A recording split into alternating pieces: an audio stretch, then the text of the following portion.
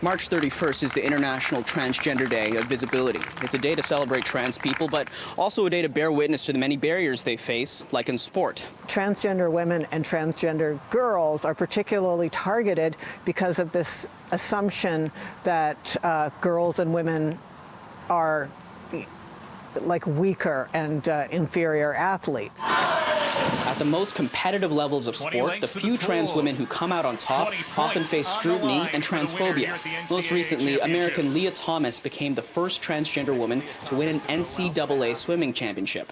She played by the rules, and her win was met with protest, even with time 9 seconds behind the collegiate record holder Katie Ledecky. It's immediately, oh, if she has some success, it must be because she has an unfair advantage because she was assigned male at birth, which, isn't actually the case. SFU sociology professor Travers is also into baseball. Head coach of the 18U AAA baseball team. My Little League jacket, I love it. Still wear it. They say the rules governing trans athletes are socially constructed. Any kind of test, any kind of measurement that is designed to draw a clean, clear barrier between people who are female and people who are not female, it doesn't exist. The science just doesn't support it. It was only in 2016 that the Olympics stopped requiring trans athletes to have had genital surgery. And just last year, it stopped the testosterone level rules.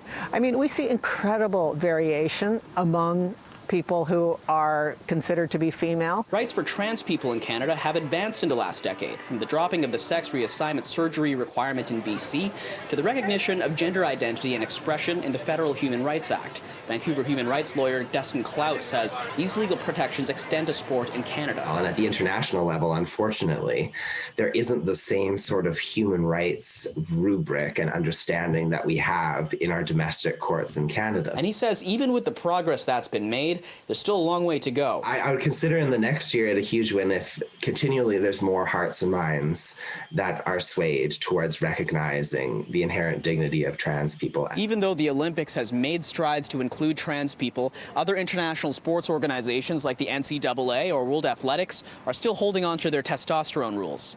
In Vancouver, Kier Junos, City News.